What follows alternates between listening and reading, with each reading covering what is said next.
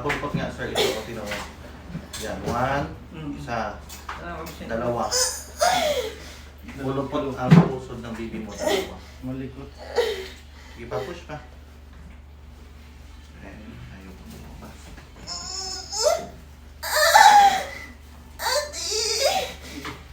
Sige.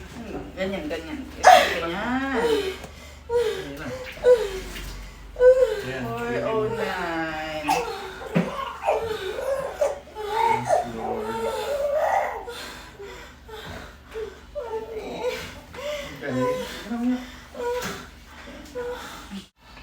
Hindi pa natatanggal yung pusod ng baby mo dun sa loob ng mattress niya, pero ang haba niya, oh. Sobrang haba. Kaya siya birthday. Nakabukod na yun. Nakaset na po ata sir, may ano na siya. Okay, relax naman. Baka maano ka pa. Dami na ito eh. Ay, oxy ka na?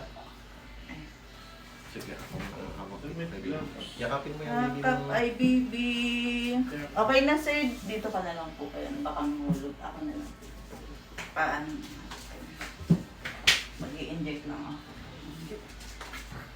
Ayan. Mukha mo, baby.